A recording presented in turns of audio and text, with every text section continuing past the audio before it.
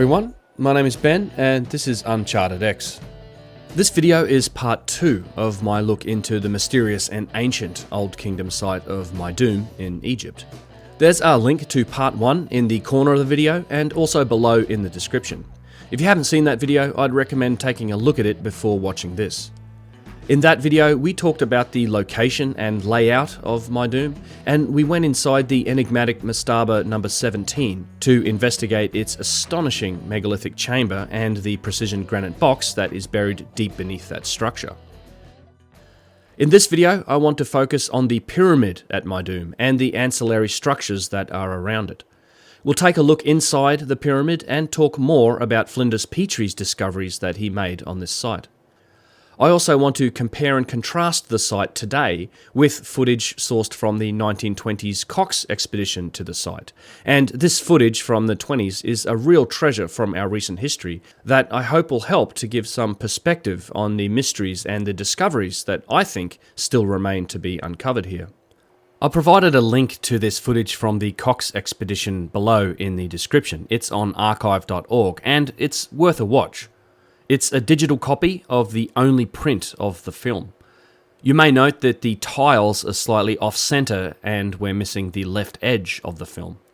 It's also, remarkably, still supposedly under copyright by the Penn Museum, although I am using sections of it in this video in a manner that I believe falls under the fair use provisions of US copyright law. I do hope, though, that they can cool it with the copyright talk on this footage. It's over 90 years old now, and all of the people that were involved in this expedition and the film have long since passed on, or wested, as they might have said in ancient Egypt. I believe I'm treating this footage with the respect it deserves, and I'm also showing it to a new audience. But if I run into trouble, there's a chance I'll have to redo this video and remove these little bits and pieces, so we'll see how it goes. I had hoped to get this video done a couple of weeks earlier, but I've been knocked around pretty badly by the flu recently, and I'm still sort of recovering from it, as you might be able to tell from my voice. So please do excuse the lateness of publishing on this video and the quality of my voice in this one. There's nothing I can really do about it. Meidum is considered to be one of the very oldest of pyramid sites. Allegedly, it's the second oldest Egyptian pyramid ever constructed, after the step pyramid of Djoser that is located at Saqqara. And it's older than everything that we see on the Giza Plateau, at least according to the orthodox story of Egyptian history. The pyramid's outer layers collapsed, or perhaps they were removed at some point over the last few millennia. That left this unique shape that has captivated and puzzled visitors from across the centuries. The lower levels of the outer layers and the casing stones of the pyramid still remain, and they're buried under more than 50 feet of rubble, much of which still surrounds this pyramid today.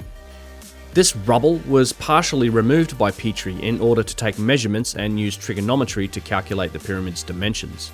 The obvious different layers of construction or layering of construction techniques here is something of a real mystery, as these internal layers that are now visible to us, they clearly have finished faces, finished surfaces, and this is highly suggestive of multiple phases of construction. The cavities that you can see on the faces of these inner layers aren't part of the original build. They have been done in relatively recent times by locals in order to encourage bats taking up residence in the structure. They do this so that they can collect the guano, which is an excellent fertilizer for crops. From a technological perspective, the pyramid here does seem to represent some sort of transition period between the step pyramid of Djoser with its stacked mastabas and the cohesive or whole structures that make up the Great Pyramids at Dashur and Giza, which do not have these same types of internal layers or internal steps that are on display here at Meidum, and they do not seem to have been built in distinctly different phases like this one has. Petrie discussed the unique nature of this pyramid in his first publication on Meidum, which was published in 1892. Quoting from Chapter 1, The Pyramid and the Temple. Quote, "The Pyramid of Meidum is peculiar in construction and unlike all others, excepting the small pyramid of Rike and the oblong step pyramid of Saqqara. These 3 pyramids have been built cumulatively, that is to say in successive coats, each of which bore a finished dressed face. And furthermore, 2 of these pyramids, Meidum and Ridden, have outer casings in one slope from top to base, like the pyramids of the usual type. The outer casing was largely removed at an early date, probably by Ramesses II. In the Middle Ages, it is described as having 5 steps, of which the 2 lower have been removed in modern times, thus leaving the high towering mass isolated in the manner which is familiar to all Nile travellers. Various misconceptions have been written about it by passing visitors, who supposed it to have been a tower and to have had decorations at the places where the steps formerly joined it, but such remarks need not detain us. The needful point to observe is that though this pyramid was built cumulatively, it is no warrant for assuming, as Lepsius did, that all other pyramids were constructed similarly. On the contrary, no evidence of such cumulative building occurs except in the 3 pyramids which I have named, and there is positive evidence that this was not the method followed in the later cases." End quote. It's worth noting that Petrie names Ramses II as the likely culprit for stripping many of the outer casing stones away from this pyramid. I do want to do a video about Ramses II at some point in the future. He gets attributed with a lot of the really impressive building works and particularly statues from later periods in the Egyptian civilization. And I'm not sure that he was so much responsible for building them as he was for kind of chiseling off other names and putting his own on them. If you spend any time in Egypt, you can pretty quickly identify the cartouche for Ramses II. He did have it pretty much chiseled into a lot of stuff, and I don't think he built much of this stuff so much as just claimed it for himself. Yet another good example of inheritance when it comes to ancient Egypt. So the pyramid at Meidum was once a true pyramid, and it shared its slope angle of 51 degrees 52 minutes with the Great Pyramid of Giza, which, if you've seen my Old Kingdom Pyramid Builder video, would seem to indicate the same sacred geometric relationship between the radius and circumference of a circle, and this is all long before such geometric knowledge was supposedly known to the civilizations of man. The remains of this outer layer of 51 degrees 52 minutes, still with some of its very fine casing stones underneath the rubble, shows some remarkably precise fit and finish. And although the base of the pyramid is not truly square, the levelling that was conducted around the base was very accurate, much as we find with the later pyramids at Giza and elsewhere. Petrie found a discrepancy of only 1/4 of an inch over a 2,000 foot length around the base of the pyramid, which puts its levelling at the same degree of accuracy that we find in the Great Pyramid of Giza. Once again, we have Petrie to thank for the definitive measurements and survey of the pyramid contained in his first book on Meidum, and these dimensions are still used to this day. Quote, "The base of the pyramid is built on a pavement, which underlies the casing at every part examined of both sides and corners. The pavement consists of 3 courses at the northwest, where the ground was rather low. These courses are not thick, being 17.6, 14 and 14 inches, and they project not far from the casing edge, being 22, 38 and 48 inches out, respectively. The slope of the face cannot be well measured, as it is only seen for a few courses at the door, and over a very weathered surface discovered on excavating the temple. The latter was so far bad that I did not measure it. At the door, the angle was taken as 52 degrees 4 minutes, 51 degrees 54 minutes, 51 degrees 49 minutes, the first being worse than the other 2, but on combining the triangulation of the door with that of the base, the result would yield 51 degrees 26 minutes. As the latter is dependent on the straightness of the north base from corner to corner, which was not uncovered or seen, the directly measured angle is much better. I concluded, therefore, that it was within a few minutes of 51 degrees 52 minutes. Hence the height was 3,619 inches. This angle, it will be seen, is just that of the Great Pyramid of Giza, which was built next after this pyramid. And we have therefore to consider if any of the theories concerning the size of that are elucidated by this. Now, the most simple and promising theory is that the ratio of 7:44 for that of a radius to a circumference is embodied by the Great Pyramid height being 7 by 40 cubits and its circuit 44 by 40 cubits. In short, that it was built 7 and 44 times a modulus of 40 cubits. The angle being the same here at Meidum, the ratio 7:44 will of course hold good. The question is if a simple modulus was used here also. The base being 56,820 inches, it is 7 by 25 cubits in height and 44 by 25 cubits in circuit. We see then that there is an exactly analogous theory for the dimensions of Meidum to that for the Great Pyramid. In each, the approximate ratio 7:44 is adopted, as referring to the radius and circle. In the earlier pyramid, a modulus of 25 cubits is multiplied by these numbers to fix the dimensions. In the later pyramid, a modulus of 40 cubits is used. End quote. Petrie here is showing that there is a very strong similarity between the dimensions and the ratios used in these two pyramids, with the only differences really being one of scale. I have just a ton of respect and admiration for what Petrie did and kind of how he did it. When he first came to this site, he walked here, some 18 miles through the desert, and it wasn't like he was living in the lap of luxury when he was here. He would camp on site, often for months at a time. In this case, he set up his little home away from home in the tomb of Nefermat, which was nearby, and he just lived on site for months on end. But when he first got here in 1891, the entrance to the pyramid had already been discovered and opened up some 8 years before that by Professor Gaston Maspero. And although he'd opened it, it actually hadn't been thoroughly emptied of debris, nor had it been fully explored. At this point, some 130 years ago, no one was really certain as to who built the site or the pyramid. Petrie set about excavating at the corners of the pyramid, and he was also searching for a temple on the eastern side of the pyramid. When we look at the site today, we can gain some understanding of the difficulty and potentially the danger of this work, as much of this 50 plus feet of debris that surrounds the base of the pyramid is still in place.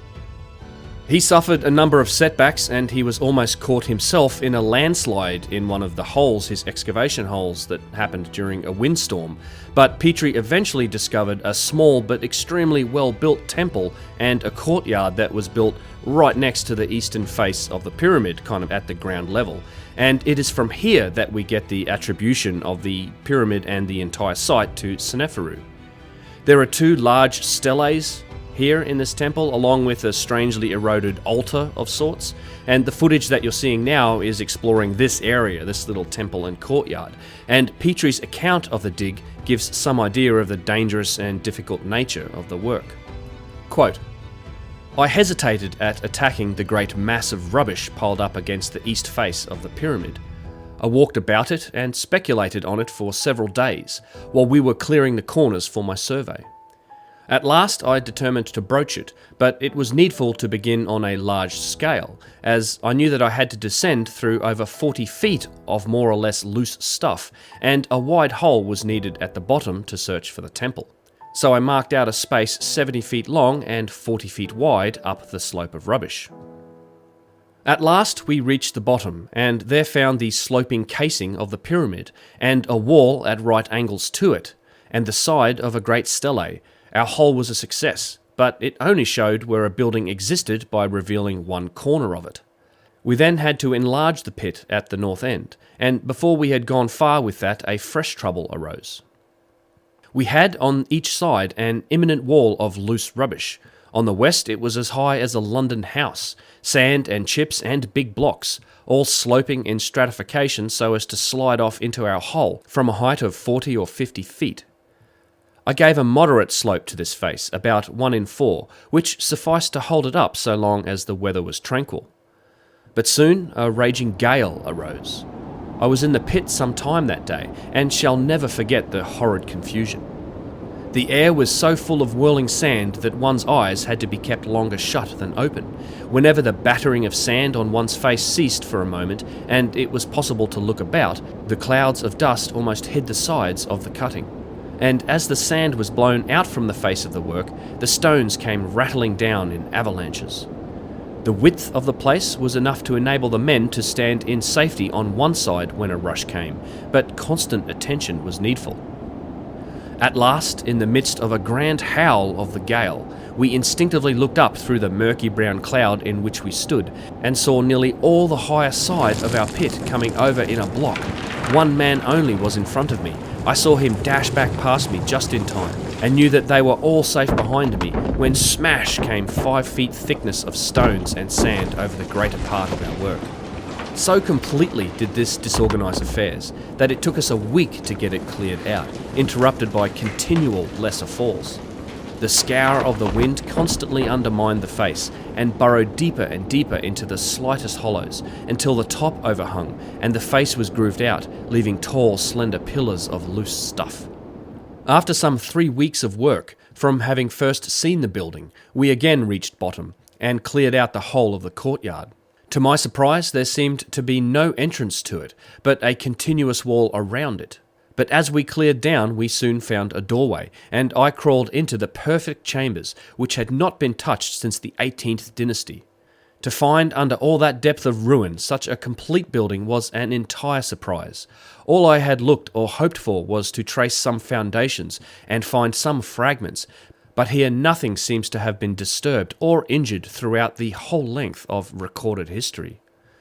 Here stands the oldest known building in the world as perfect, except for slight weathering, as it was when even Egypt was bare of monuments.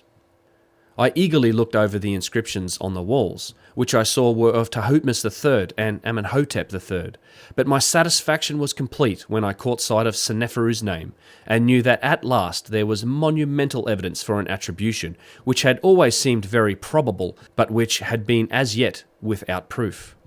The temple adjoins the east face of the pyramid. It is in the middle of the side, its axis being error of the present surveying. It is built quite independently of the pyramid, not being bonded or joined to it, but merely built against it. The temple consists of a passage, entered at the south end of the face, then a chamber, and lastly the courtyard adjoining the side of the pyramid and containing 2 steles and an altar between them. The system of building being to lay the stones in the rough and dress out the faces afterwards, so that each stone turned the corner somewhat when finished, as in the granite temple of Giza." End quote. Petrie reburied the temple after documenting it because, due to the rampant quarrying activity that was still going on in the 19th century, as he said, quote, "To have left it open would have been to ensure its destruction in 6 months." End quote. Because of this small temple alone, which was not connected to nor part of the pyramid in any way, we attribute the whole site to Seneferu, the first pharaoh of the 4th dynasty of the Old Kingdom, as his supposedly first attempt at giant pyramid building. He's also credited with the Bent and the Red Pyramid at Dashur. The truth is, we cannot truly say who originally built these structures here, nor why, as there's also no evidence that any of the giant pyramids were ever made as tombs. There is very little direct evidence that Seneferu built this pyramid. In fact, it seems likely that the whole site may have gone through multiple phases of construction, and I'm not sure that the pyramid was even a part of the earliest megalithic work. As with so many of the oldest and grandest of pyramids, there is an utter lack of any hieroglyphs, writings, or mummies to be found inside the pyramid, which in itself is an unanswered mystery of ancient Egypt. As we go into the pyramid, you will see the crude nature of the internal chambers. Crude certainly when compared to the megalithic chamber underneath Mastaba 17, and very crude when compared to the majesty of the chambers found in other Old Kingdom pyramids, like the Red Pyramid at Dashur or the Great Works at Giza. The crudeness of these chambers is tough to make sense of in the orthodox framework, as the simple yet massive structure of Mastaba 17, sitting right next to the pyramid, is undoubtedly contemporary with the pyramid, being made up of clean limestone chips from its construction. The very fine megalithic chamber and the precision granite box that's beneath Mastaba 17 must have been there before work on the Mastaba itself began, and therefore before work on the pyramid began.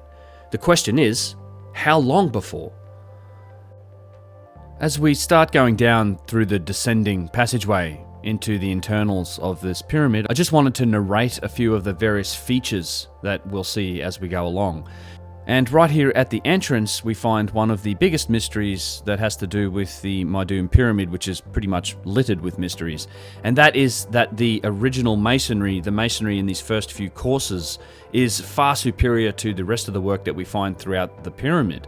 Petrie measured the tolerances of these blocks that we find at the top of the descending passageway as being very fine indeed. He measured them to be less than 1/100th of an inch in terms of gappage between them. So this is some very high quality work.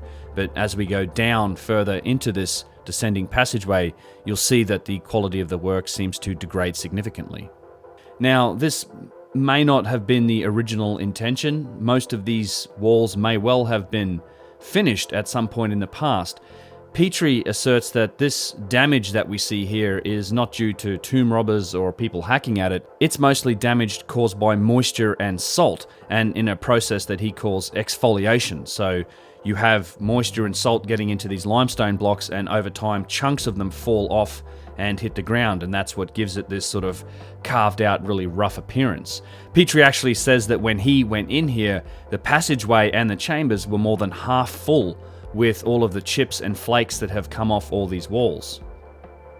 As we get down the bottom here and into the actual chambers themselves, you could be mistaken for thinking that this is carved directly from the bedrock. It isn't. These are actually blocks of masonry that have suffered the same sort of damage and exfoliation. And you have to look at the joins in the blocks to actually get an indication of how this whole thing's been constructed. There must have been a pit dug in the ground, and then these blocks put into it, effectively lining this passageway, and then over time it's all degraded. In fact, right above this bottom chamber, which is at the lowest point in the ground, in the late 90s there was found to be an actual extra couple of chambers directly above this, and it was only explored via a very small hole and like a small endoscopic camera that went in there. And those chambers appeared quite pristine, as if they had been hermetically sealed and hadn't been affected by the same sort of salt and moisture damage that the rest of the passages have. At the end of this chamber is what's called a well shaft. This is around 6 meters high. This is a vertical shaft that was originally blocked by big, large blocks to make it hard to get into, and now there's been a ladder built in here so people can get up. The building material used in the Meidum pyramid is entirely limestone. At least that's the only stone material. You don't find any granite or basalt or any of the other types of stones that you would typically find on Old Kingdom giant pyramids. Something else to notice here as we go up is that this is the first piece of what is original lengths of wood that were used in the construction of the pyramid. Some of this wood is, well and truly more than several thousands years old now. It's all saturated with salt, but this is still original lengths of wood, and you see this in the chamber above. The camera's shining a light into what is a small little alcove chamber or some sort of gap in the masonry. I'm not sure if this is a chamber or not, but it comes complete with some of the ubiquitous trash that you find everywhere in modern Egypt these days. At the top of the well shaft is what's known as the burial chamber. Nothing was found in this so-called burial chamber, but in the lower chambers that we just passed through, Petrie did find some shards of what he described as, quote, a wooden sarcophagus of the early plain style, which had been violently wrenched open and destroyed, end quote. This observation only raises more questions. If this indeed was a burial place or a burial chamber for a king, would he have not fashioned a stone sarcophagus? Why is there such an impressive single-piece box underneath Mastaba 17, yet nothing in here? We find stone boxes in other pyramids, yet not in all of them. With no mummies, let alone any writing found in the giant Old Kingdom pyramids, what convoluted path of logic has the entire world so convinced that these are tombs? I suspect it's because we simply can't call them anything else without then also calling into question the entire history of the ancient Egyptian and therefore human civilization. If this was indeed all the work of the same civilization in the same time period, how can the quality of the work we find in the pyramid here be so clearly inferior to that of the chamber underneath Mastaba 17? If you watched my last video on Meidum, you'll know that the chamber beneath it seems entirely disconnected from the mastaba that's resting on top of it. I've briefly mentioned this before, but there are also many other, smaller megalithic chambers, all underground, dotted all over Meidum, and these were discovered by Petrie and other explorers. He called them the sculptured tombs. All of the masonry work in these chambers is also of a much higher quality than that is found inside the pyramid itself. Not only that, but the single-piece stone box that's under Mastaba 17 wasn't the only one found on site. There were others found in some of these sculptured tombs, some smaller, rougher boxes, and some that are clearly megalithic, like this one that is still left resting outside on the desert sands. Here's one of these smaller boxes, and I think these rough types were clearly made by the dynastic Egyptians, and this is being moved around by members of the Cox expedition. I think it's pretty amusing to see what a single box weighing roughly only 1 ton takes to move about by hand. And now consider the 12-ton box that's under Mastaba 17, or if you really want to blow your mind, consider the 100-ton boxes that are in the Serapeum and try to work out how those were so precisely moved. We should remember that, to the best of our understanding of the dynastic Egyptians, they didn't have access to the wheel at this point, and certainly didn't have access to beasts of burden. All of these stone monuments were supposedly moved just with manpower and hemp ropes and that type of thing. The Cox expedition excavated a number of the other graves and tombs around the area as well, and you'll see some footage of them even breaking up some of the large limestone blocks to get at. It's kind of almost painful to watch, although, this sort of thing happened quite frequently. You had to do it at some point if you're trying to get into places. Even Petrie had to break up larger blocks from time to time. I will say that there were probably a number of the earlier explorers that were a little bit too happy to use dynamite to get into things. Colonel Howard Weiss was almost notorious for his use of dynamite on several sites.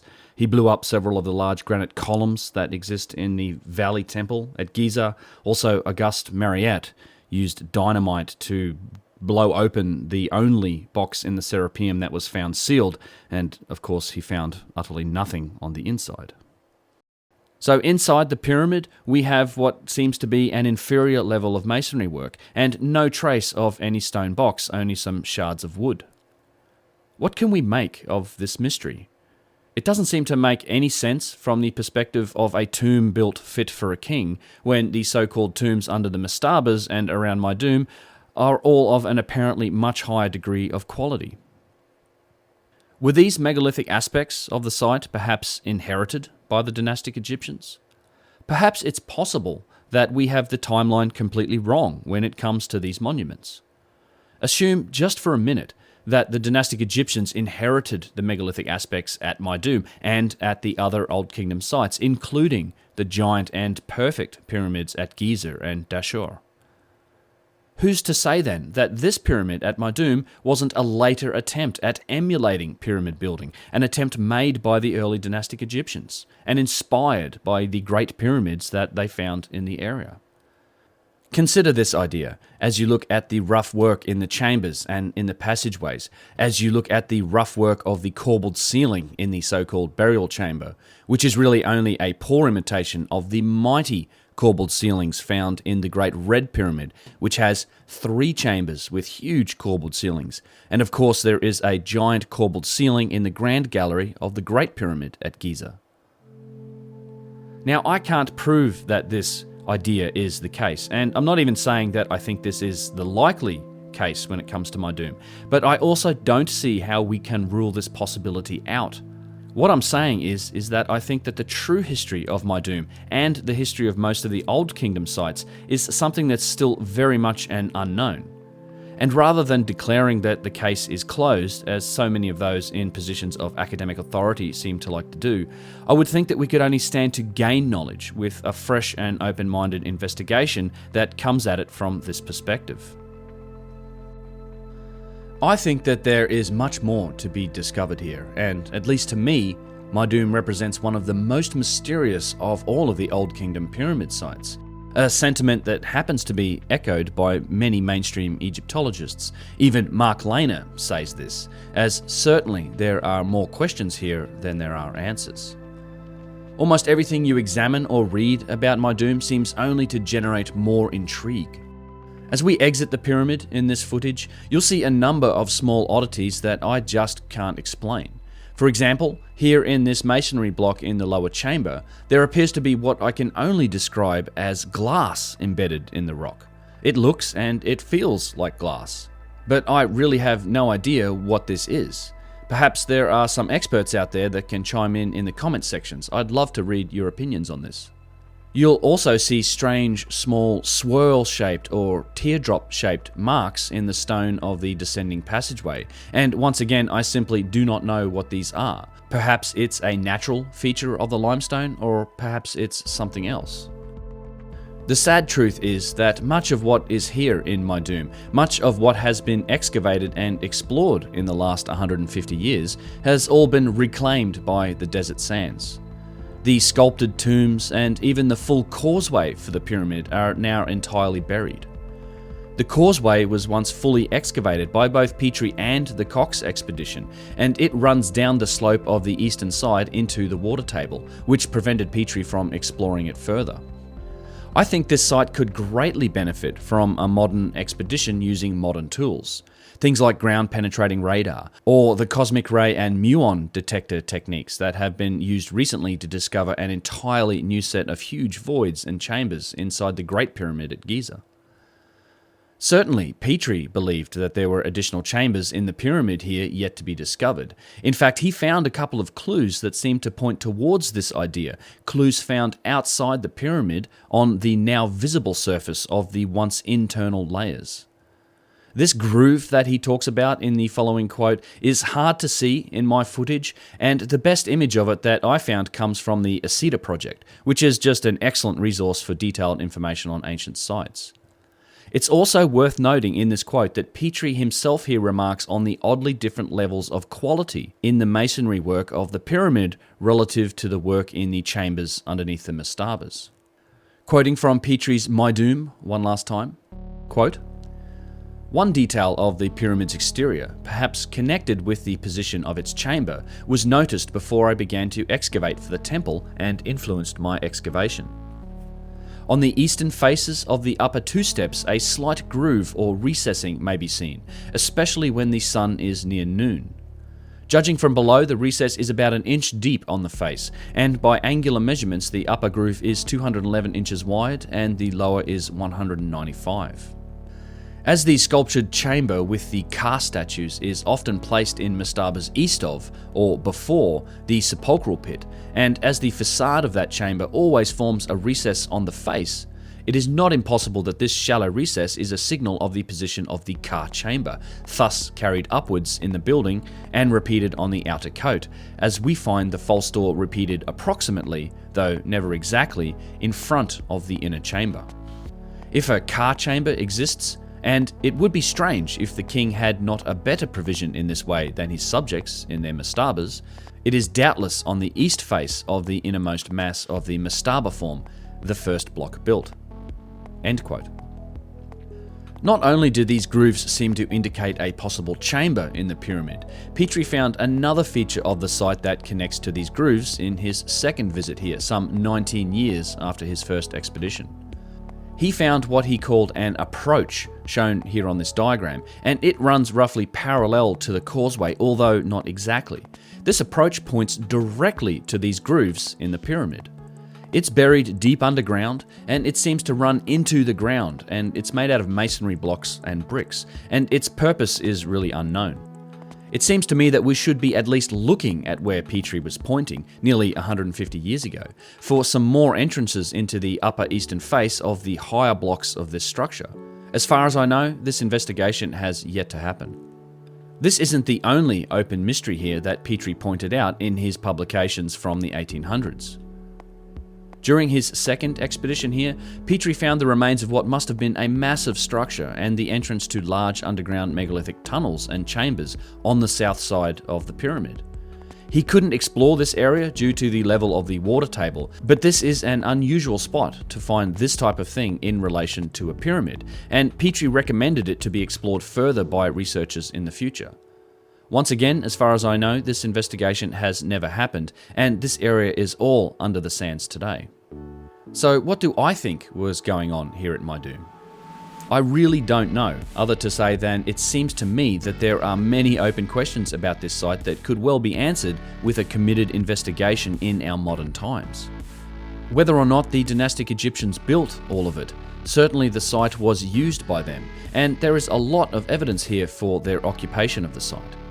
Later dynasties celebrated the site as one honouring Seneferu, and he was greatly respected in general by later generations of dynastic Egypt. They did this even as they used the site for their own burials, and even as they attacked it for stone and material for their own projects, a practice that continued on down through the centuries until really very recently. This type of thing makes it very difficult to determine the specific age of the monuments here, but we do have some clues. Clues in the form of layers of construction, and clues in the varying degrees of technology that is evident in that construction. What I find fascinating when it comes to ancient Egypt is that the most advanced technology, the finest forms of masonry work, the megalithic work, the extremely difficult, large and challenging aspects of these sites are, in general, the oldest layers of construction or the deepest layers of architecture. This observation holds true at many megalithic sites all around the world, and it is a strong contradiction to the story of the development of human civilization as we know it today. I find Meidum to be particularly interesting in that while it does display many of these attributes, evidence for multiple phases of construction and evidence for different levels of technology, it also seems like the pyramid itself was something of a proof of concept, almost as if it were a test case for principles or functionality that we see perfected in later pyramids like the Red Pyramid or the Great Pyramid. Meidum is a real mystery, and I'm still not sure what to think of it. Flinders Petrie believed that there was much more to find here, and I agree with him.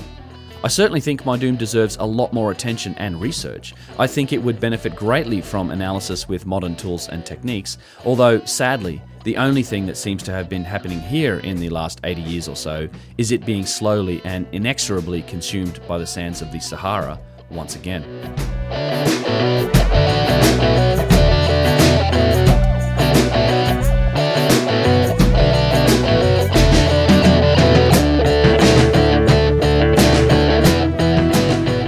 Well, there it is. I hope you guys enjoyed that video. It was part 2 of my series looking into Meidum. I know it's not the most sort of visually spectacular site to look at. Mostly it's sort of sand and a broken down pyramid, although the chambers and the way of getting in there makes it a fun site to go visit. But I find it to be just one of the most intriguing of all of the Old Kingdom pyramid sites that you can go and hit. And I've been wanting to do a deep dive into Meidum like these videos for some time. If you like the video, please remember to hit that thumbs up and subscribe to the channel. I've got a ton of content that I'm going to try and get out before the end of the year, including hopefully some announcements about possible activities for next year, which are pretty interesting.